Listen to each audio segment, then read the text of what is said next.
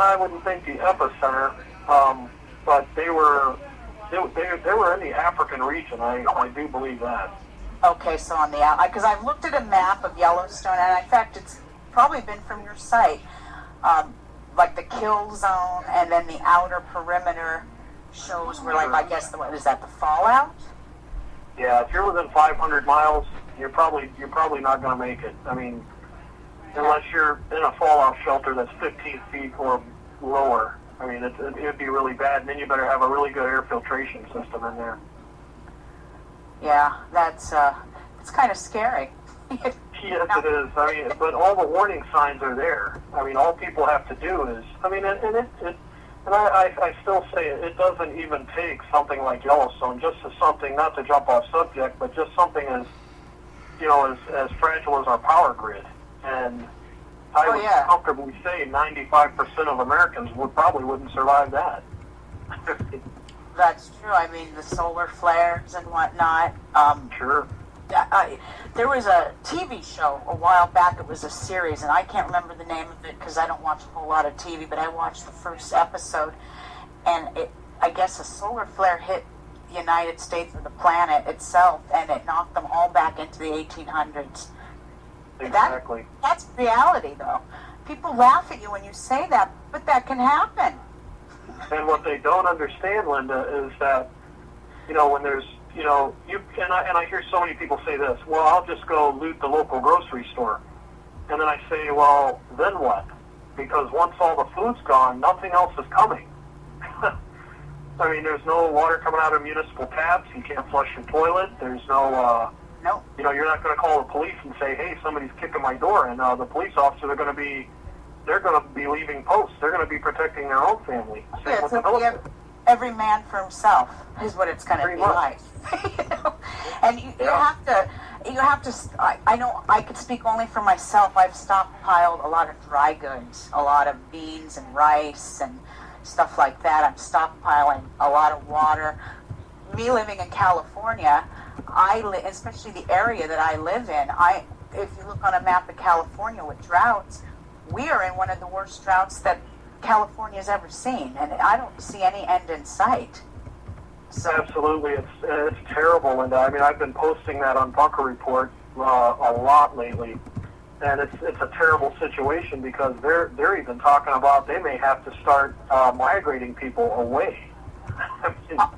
I've heard that too. In fact, I read an article where the United States foreign minister was asking South Africa, Argentina, and another South American country for some sort of relocation program for Americans.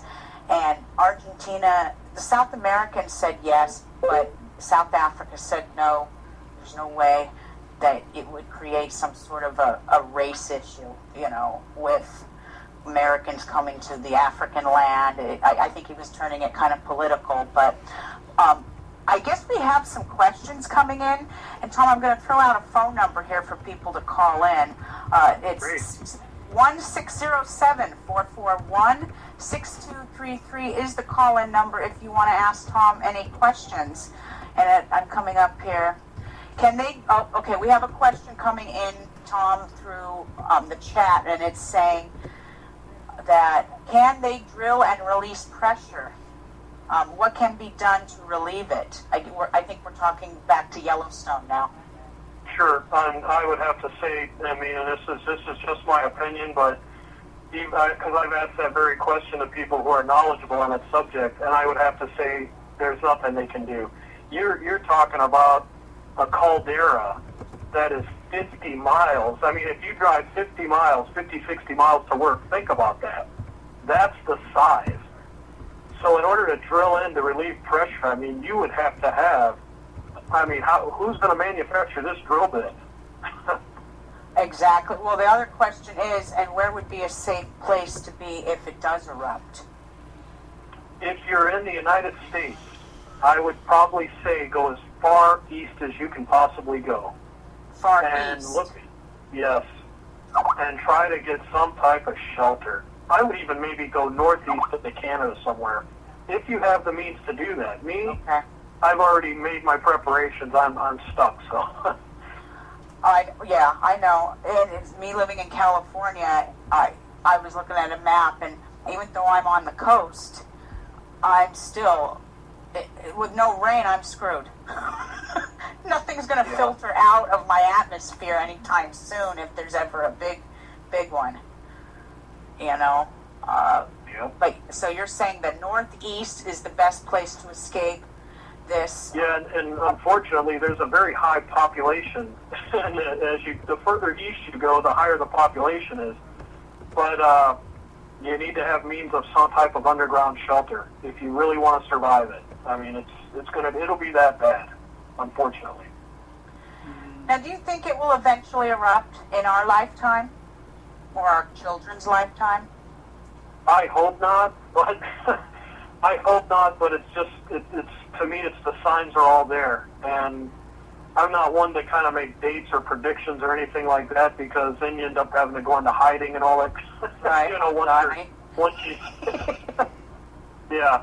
And I'm actually using, my real name on things that I do, so I don't, and I wouldn't want to scare anyone in that fashion. I mean, I just try to, people who are trying to prepare but haven't actually made that or don't have the means to do it yet.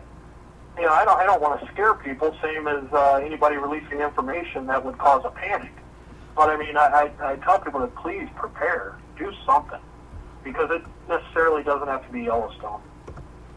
Absolutely, have a plan. That's the main thing, is have a plan of some sort. Sure. Now, shifting gears here from Yellowstone, there is something going on in the news. It's been going on for a couple of weeks now, and I've been following it actually on your site, and it's been fascinating me. And this is the sinkhole. They found one in Russia and Upper Siberia and the Yamal coast, and now they found two more.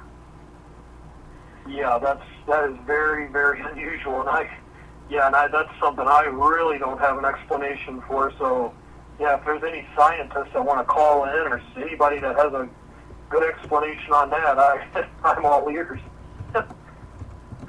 Well, I was doing a little research on it, and there's so many people, talking heads, so many different opinions. What I find funny is when a scientist, not that I hate scientists, nobody, say I dislike scientists, it's just scientists, everything is logic and reason, and everything is by the book, and if it doesn't coerce with science, then it can't be true, and it's a figment of one's imagination, on and on it goes.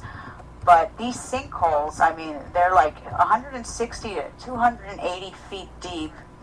Now, the scientists are saying that it's probably the permafrost, and because of climate change, the frost is melting and releasing gas, and the possibility of the gas mixing with oxygen, H2O, and other elements is creating these holes.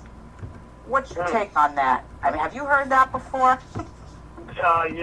No, and then everything seems to deal around climate change anymore, but my question with that would be from the inside out. I mean, I have heard the, natural gas explosion theory where, natural gas areas are blowing out, but that's something I haven't had a chance to really deeply research yet. So I don't know. I really couldn't give an opinion on that one. Oh, interesting. Well, there's a guy named Vladimir Romanowski. He's a geophysicist who studies permafrost at the University of Alaska Fairbanks. He's stating the sinkholes are pits in the ground formed when water falls to a drainway. A trio of mysterious gaping holes in northern Siberia has spawned many theories about the craters' origins that scientists have suggested that they don't have any concrete explanations for at this time, but they're working on it. I've even heard people say it might be alien. I've heard that one too, yeah. What's your take on that one? I with the whole alien issue, I always think, and I talked to a guy the other day about this, that we would kind of be selfish to think that we're the only ones in this entire universe that, are a species and are alive and are able to think. But I believe if there are aliens, I don't think they're going to mess around with us too much because they're probably way higher of another intelligence than we are. I don't know, it'd be like us playing with mice and rats, I guess you could say. That's so with their technology, their technology that they have, they would be far superior and advanced than we would ever think about being. Absolutely, I agree with that. I definitely have to say that the people who don't think that there isn't other life forms out there has to be a very arrogant human, because there's who knows, what's out You there. touched on something. You touched on something a minute ago, Linda, about the scientists, where you said that everything has to be right in order and by the book, or your. Yeah, everything has to be. The numbers have to calculate, and the figures have to be in place, and it has to have logic, and it has to have reason. If it doesn't have that, well, then you people are just stupid who say this, that, and the other, because you're on. They're mental snobs. Yeah, and I tend to just, I completely disagree with that, because everything's being proven every single day. There's something new, where there's earth changes. I mean, you're having things going on in Yellowstone, and it's proven that there's been super eruptions. It's proven that we are 40,000 years overdue. There's so many other things. You just got earthquakes once. Tell me this, and I ask people this all the time, Linda. How is it possible that you could run a blog like Bunker Report on Facebook, and just every day you have so many different things to post? You couldn't do that 20 years ago. That's true. The internet. I'll tell you. The internet is a big thing. I mean, the internet has opened the door for a lot of, things, research. I mean, I do have all of my research is done on the internet, so sure. It's getting harder. I think that's why the government wants to, I don't remember the political term for it, but they want to monitor our activity on the internet. I don't know if it's I don't know who it is. I can't remember the name of the corporation that's doing it. NSI or... Oh, help me out there in the chat room. What's it called? The ones that spy on us. I'm thinking NSA. NSA. I was thinking of the airline guys. The NSA. They want to spy on all this information and all these things that are going on. They want to be able to control what people see and what people can't see, as another form of, I would say, dumbing us down, keeping us uninformed. Sure. Well, you do know that on YouTube, Linda, they have and other people with other channels have actually proven this, that put something out that's very alarming, or that's very alarmist, like maybe something from Fukushima or something that's going on over there.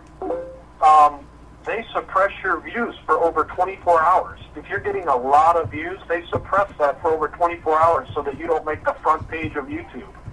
Yeah.